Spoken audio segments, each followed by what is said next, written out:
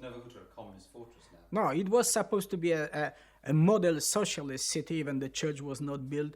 However, it turned out that Nowa Huta is primarily a Catholic city and with strong pro-solidarity sympathy, so that everything is absolutely upside down. What were the main features of the economic system the communists imposed on Central Europe? Well, it was in Poland. It was in stages, of course, but nevertheless, from the very beginning, the government had a control over the economy, and very soon the plan, the so-called central plan, became the main, how to say, strategy of economic development, economic directives by the government, by the State Planning Commission and other ministries and so on, became the instruments of fulfilling the plan. And the main indicator of economic activity for the factories and so on became the so-called index of global production, where certain targets, quantitative or in value terms, had to be achieved, quite simply. And this, by the way, was the main reason of wastefulness in a centrally planned economy, because the cost factor was absolutely secondary. You had to achieve certain targets at all cost. So, in some sense, there was no sense of value in the system. You produced Oh, things at any no, cost. yes, the so-called law of value, as it is called, was killed almost altogether.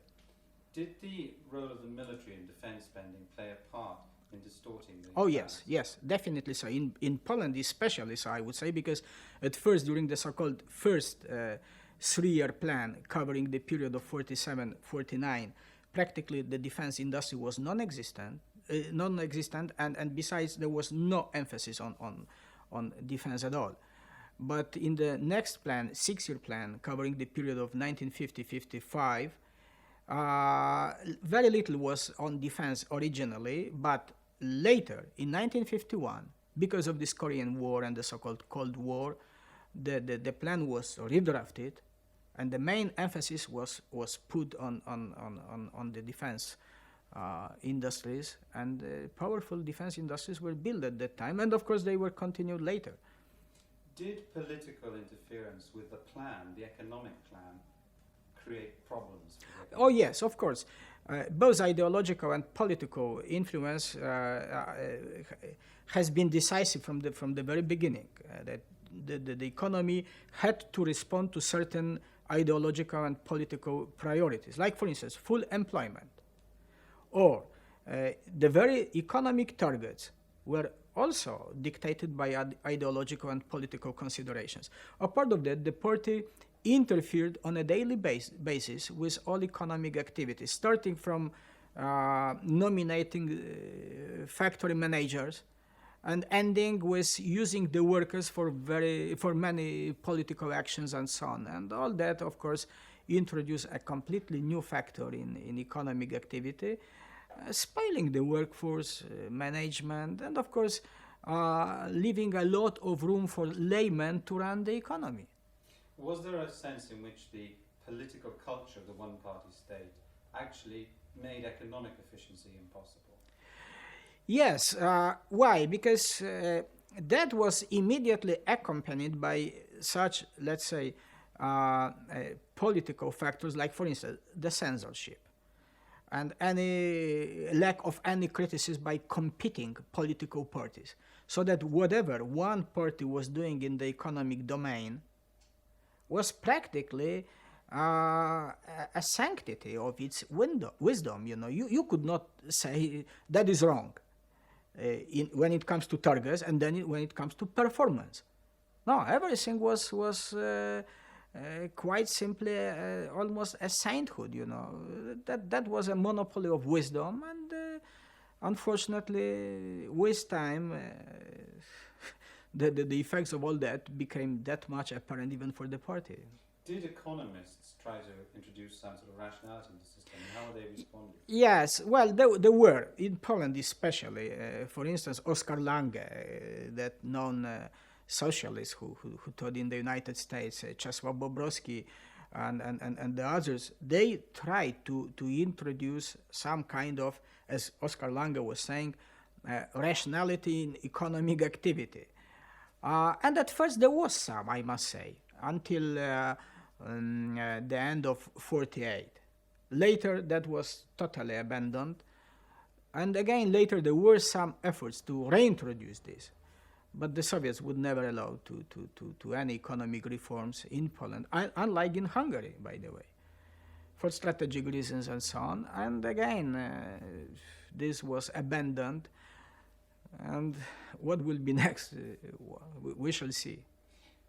To what extent did the economic system actually have some positive benefits initially? Well, I think that two, I would say, positive aspects could be stressed, namely, when it comes to the rate of savings. A centrally planned economy can do this. I am not saying about the cost factor or the wisdom why that should be done, but nevertheless, the so-called mobilization of savings is rather a simple matter under a centrally planned economy. And the second one is a selective growth, that in certain domains you can achieve something, regardless of cost. And of course, for a certain time, this may be even a positive factor. It only remains to be seen what next, because of course an unbalanced growth and so on creates problems. And of course this had to be corrected in the future, but it never really was corrected. And why did the system become less and less successful when the move was made from heavy industries to consumer industries and so on? Why did it become less successful, the centrally planned system? Well, I would say that the main explanation to that is that a part of wastefulness which is inherently built into the system. I think that the defense considerations play an absolutely important, if not decisive, role.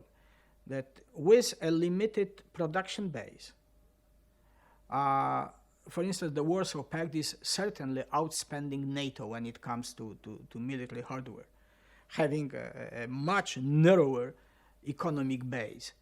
So that this perforce is pushing those economies towards certain activities which must be unprofitable and of course which are a heavy burden.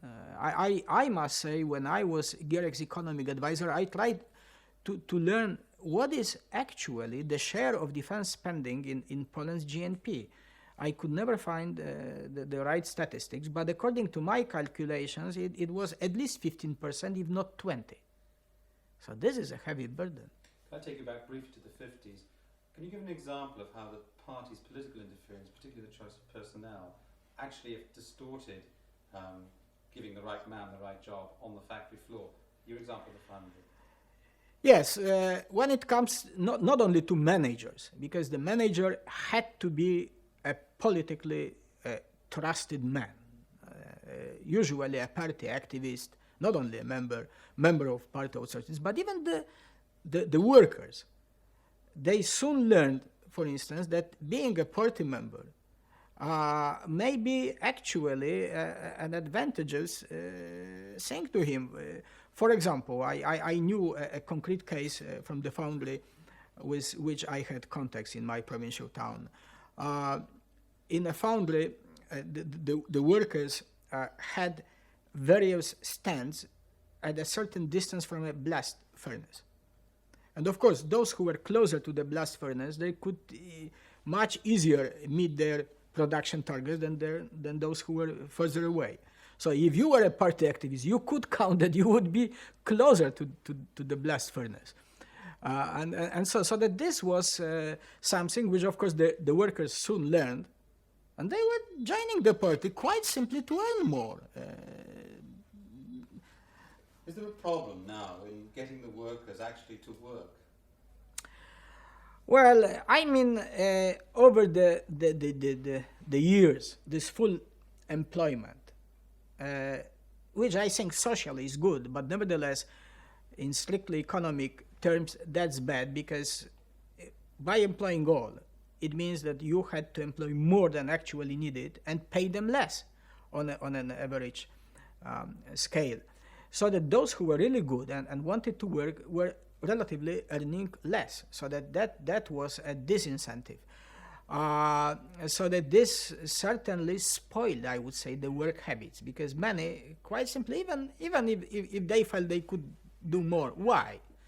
While those who were not particularly, I would say, hard-working people were somehow tolerated. You could practically not fire such a worker. One of the solutions, one of the reforms now being implemented in Eastern Europe is the brigade system, or what's called the GMK in Hungary. What do you think of this system? How would you evaluate it economically? Well, I'm sorry to say, I don't believe in any viable reforms in the communist countries. Quite simply, because ideologically speaking, it is still not decided where these reforms can lead to. Nobody really knows. There are certain, I would say, palliatives, believing that this perhaps may improve that and so on, but a clear direction is still, I must say, ideologically not decided. And even recently, when it comes to Poland, it is said recently that private property is not the solution to anything, that this is a naive approach. Now, all this so-called market mechanism under socialism, being completely diverse from let's say, the mode of ownership, I would say senseless. I am in an agreement that, temporarily speaking, any retreat from a highly centralized model can have positive features. But once you have said A and B, you must continue until Z or something. And nobody knows what is even C or D, forgetting about Z. So that this is, I must say, the problem. And I'm not particularly, I must say, enthusiastic about the Hungarian reform, neither about Yugoslav, and much less about the Polish or Soviet reforms. What in particular do you think won't work about the brigade system, GMK system that have been introduced? The brigade system, I think that this, by the way, that is nothing new. Even in the market economies, there is something like that, and this is borrowed from the market economy. I think actually two,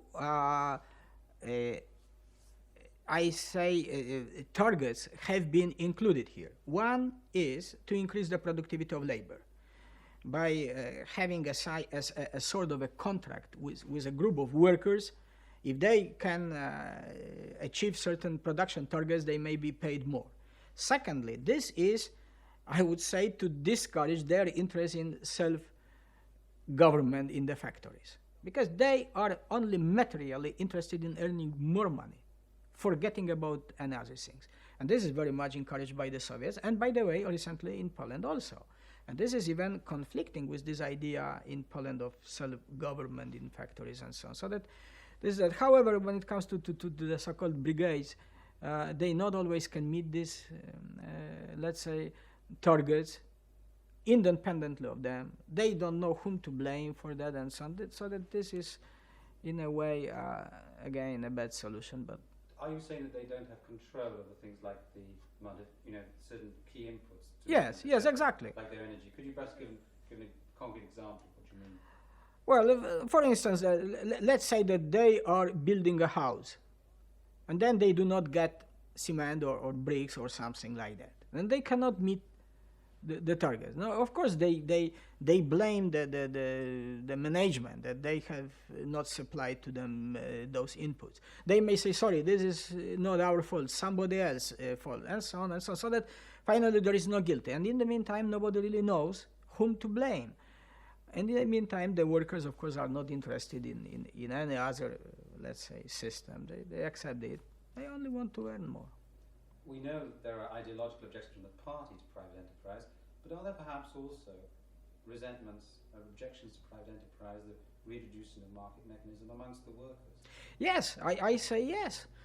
Yes, what is unfortunately true about all the socialist countries, for whatever historical reasons, people have been accustomed to certain egalitarian attitudes. everybody wants to be rich, but nobody should be richer than themselves. And therefore, I must say that the party is capitalizing on this sentiment, that they know that private businesses are not particularly well seen even by the opposition to the communist regime, because who is the opposition? Mainly the workers. And it's quite unimaginable that the workers would be willing to restore the private ownership of the factories. That is not yet the case. Is there a problem about this whole economic system, the problem of information, false information, inaccurate information? Oh, yes. Can you describe that? Yes, well, now it is a bit better than it was in the past. But in the past, the situation was absolutely hopeless. That even this power center, take for instance the Central Committee. When I was Gierek's advisor, economic advisor in the period of September 71 until end of December 72, we in the Central Committee did not have all the basic information about the functioning of the economy. That was supposedly to be in the government. But in the government, again, there were, how to say, various statistical data depending on who could see them. For instance, when it comes to defense matters, practically nobody, being in the civilian part of the government, knew them.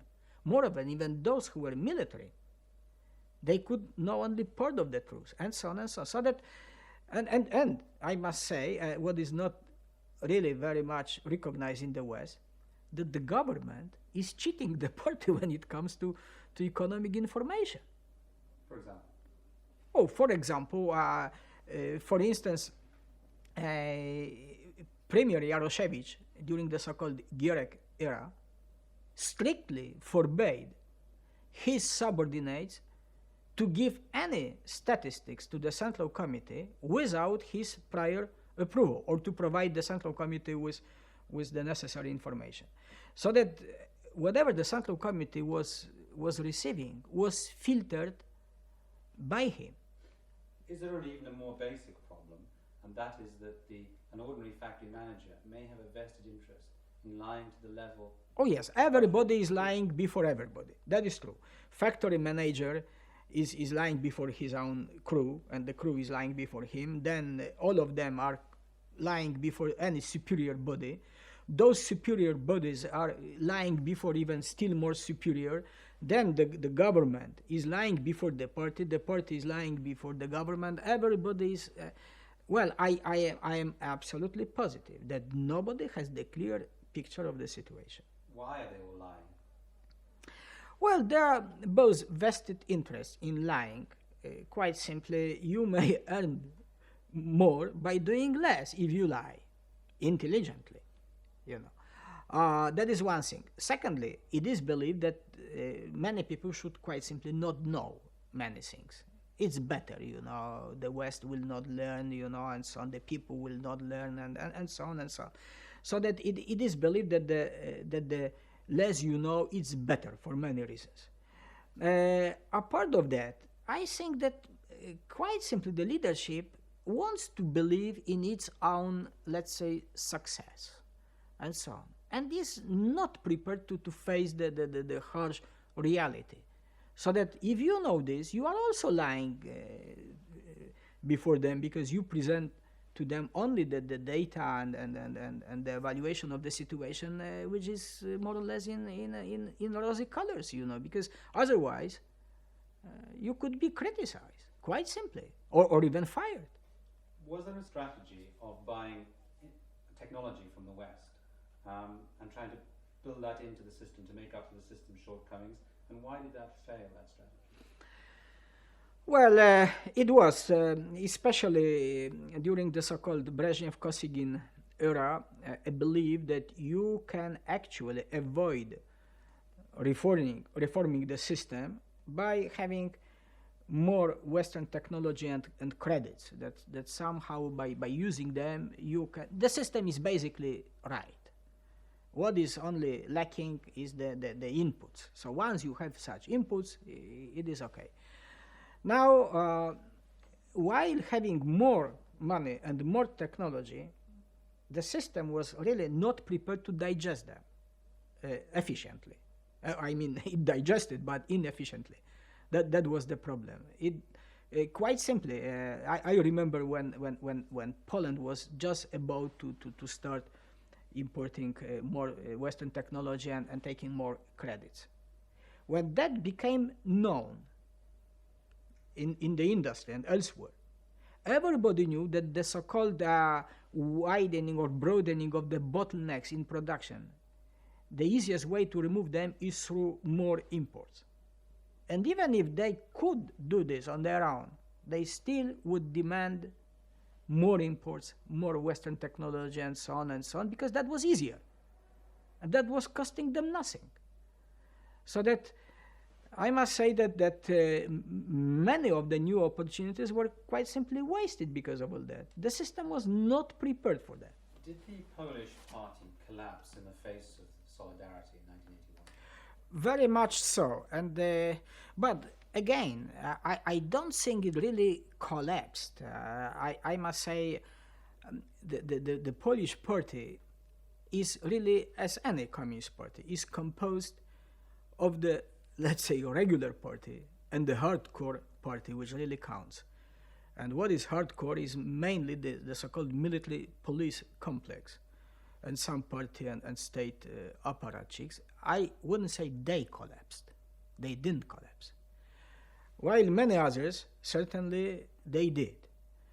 And this was the explanation why this hardcore part of the party did what it did. I mean, martial law, and that part of the party did not collapse. I must say that hardcore within the Polish Communist Party is by far more formidable force than in any communist party in Eastern Europe. Because look, in other Eastern European countries, always the Soviets had to intervene, never in Poland. Because this hardcore was by far more effective and reliable for the Soviets than anybody else. Why is that? Why in that country are they still? Yes, well, these are certain historical reasons. This is a combination of both Marxist-Leninism and an old nationalism. Many hardcore party members in Poland believe that whatever happens, you must be close to the USSR. And since the USSR at present is communist, you must be communist. Otherwise, they sometimes honestly believe the future of Poland as such is totally uncertain, even because of territorial problems. The eastern frontier may remain as it is, while the western frontier may be changed in Poland's disfavor. So why to try to change something what can bring about very uncertain future? I remember, by the way, when I came in June 81 from Tokyo to Poland, and I spoke with many people, including General Jaruzelski, everybody was telling this to me, that Soviet intervention may bring about territorial changes, that Szczecin area can go to East Germany and Kłodzko Valley to Czechoslovakia because of their participation in the intervention against Poland. So it's perhaps better to do away with solidarity.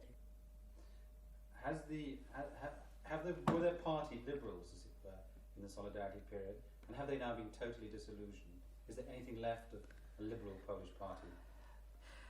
Well, I would say this is again hard to understand, but even these hardcore party members, they may be sometimes quite liberal in their approach. There's only a question that sometimes they do not say this in public. I, for instance, was associated with this military police complex. However, I was more vociferous on that and so on. But many others were afraid because you have double loyalties to the party and to your superiors, whether in the military or in the secret police. And it is rather not tolerated for you if you have no clear order to be, let's say, liberal or conservative or whatever. You must be more or less behaving correctly and not to try to be this or that, unless you are ordered.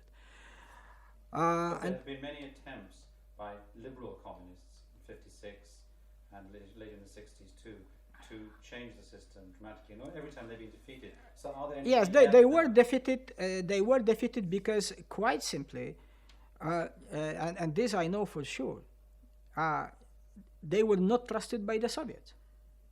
And it was believed that if they would come to the fore and if they would try to rule the country, this would anger the Soviets and anything could happen. So it was better not to try this. And therefore, they were kicked out, quite simply. How independent now is the party, is the government and state from the party? What are the connections? You will be astonished, but I believe very much so, that much more important is the state than the party. The party certainly gives the direction, has a very general control over many things. However, what is really counting in a communist party is the state. Even if you are not a communist, but you are a state functionary, you must obey certain things. You must do. If you are tax collector, you will do this. Doesn't matter that you may resent that. That is your job. And so on. So that, moreover, the state controls the party in many ways. For instance, the military and the security police, which are officially the part of the state. They penetrate the party apparatus. Many in high positions in the party are in fact military or security police officers undercover. I was one of them, by the way. And so that this is this. And even the so-called Polish statehood, for instance, has gone that far that please note that in the new piece of legislation of November 83, the most important institution in Poland is the so-called KOK in Polish abbreviation, the country's defense committee, not the Politburo. To what extent is this police military apparatchik corps directly taking its line from the Soviet Union? Oh, that is the good question. After all, Eastern Europe is Soviet dominated. And the domination goes mainly through the military and through the security police. In Poland, through the military. In fact, the security police, unlike in the USSR or elsewhere, is subordinated to the military. The military, in fact, is the most important. That goes back to Stalin's and other Soviet leadership convictions that Poland effectively could be run only by the armed forces, not by any political party or something like that. And they are quite faithful to that conviction. And therefore, it was not accidental that Minister of National Defense became head of the government and of the party in Poland, and that many generals were in many civilian positions and so on, and so that this is not accidental. This is, and they are, I mean, Poland as the biggest after the USSR country in the Warsaw Pact was having a very important strategic position, and it is believed that the Poles should fight the Bundeswehr in case of war. That's the explanation. Inside the party nowadays, what is it like to be at a party meeting? Well, it depends where. Of course, in the government or institutions and so on, there is more party activists. When it comes to factories and so on, that is a different story. When it comes to the peasants, that's still another problem and so on. But nevertheless, it is believed by many party members that the only forum where they can speak out their minds, when they can, as I belong to them, that I thought always that you have the only possibility to change something for better in Poland is in the party. Outside of the party, you are silenced. And many believe that can work. And of course, I was long ago disillusioned, it doesn't work. But nowadays, what is it like to be at a party meeting? Is there enthusiasm?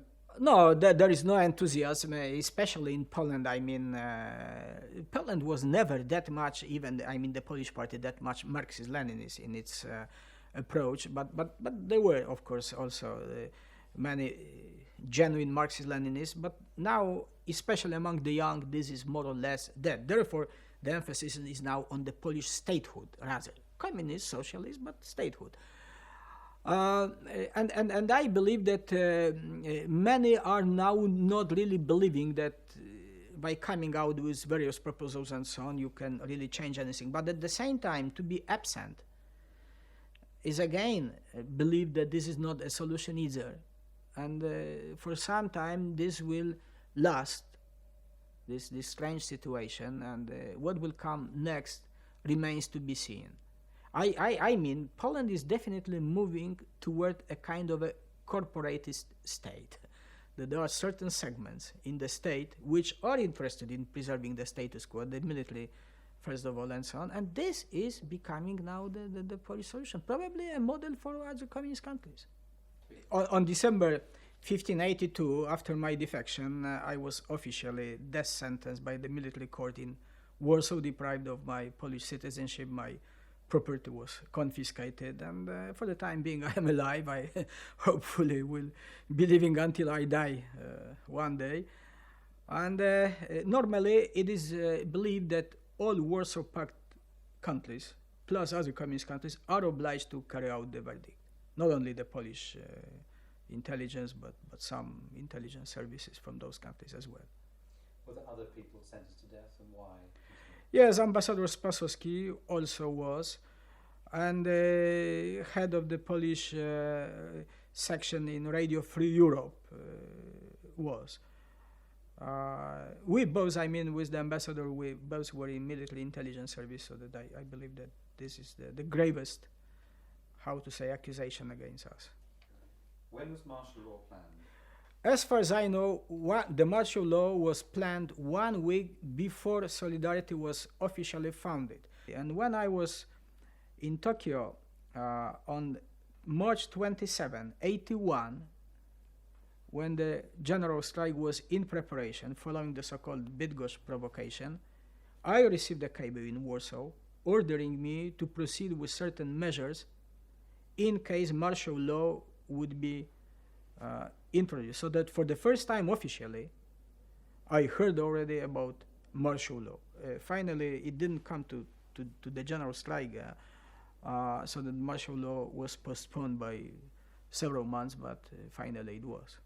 Did the Soviets know about this plan? Oh, yes, yes. And no slightest doubt that the Soviets not only did know about the plan, but they very likely even perhaps suggested the idea, because this is suggested by the changes in the Politburo membership, and the very fact that the prime minister became a man who was a trusted Soviet man, and at that time head of the country's defense committee was premier, not head of the party, what is quite important.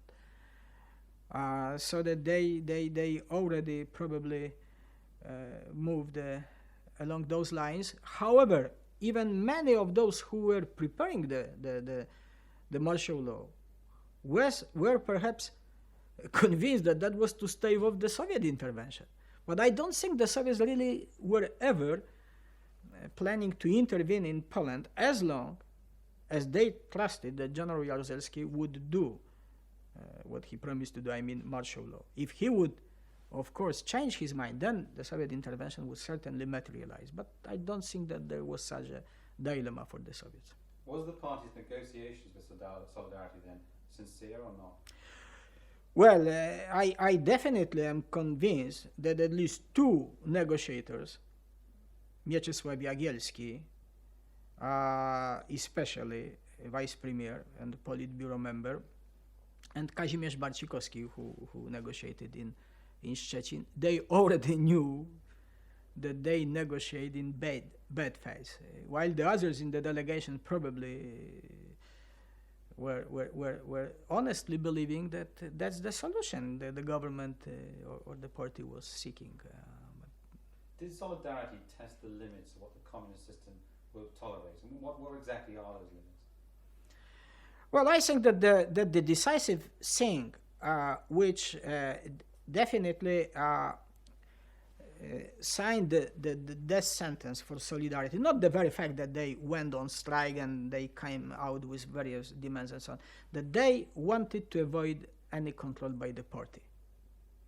Finally, they agreed that they would be behaving according to constitution and so on. What, of course, constitution was anticipating that anything in the country must be led by the party, so that was indirectly approved. But nevertheless, the very fact that they did not want to be subordinated to the party was a death sentence to Solidarity. Can you describe the extent of Soviet penetration of Poland? Well, Soviet penetration is very extensive, and in Poland, what is perhaps quite difficult to understand to many in the West is much more widespread than in any other Eastern European country. Because why? Poland strategically is more important, and it is the biggest country, and even by historical reasons, the Soviets had more, how to say, base for recruitment. Don't forget that the Soviets by the end of war had a 400,000 strong Polish army. Not saying about security police and so on. At the same time, they had only 16,000 Czechoslovak troops. So that this is the scale of comparison. Not saying about Hungarians and Romanians. This was another story, and so on. And the Polish Communist Party was re-established in January 1942 by Soviet Military Intelligence Service, GRU, and so that from the very beginning, that penetration was absolutely extensive, and it continues until this day. Now, hard evidence to that is quite difficult, because, as you know, Poland, no other Eastern European country wages any counterintelligence or intelligence operations against the USSR, so that you cannot arrest any spy or sentence him and so on. But Soviet penetration is extensive. I must say that once I heard the figure that could be as many as up to 10,000 Soviet agents in Poland.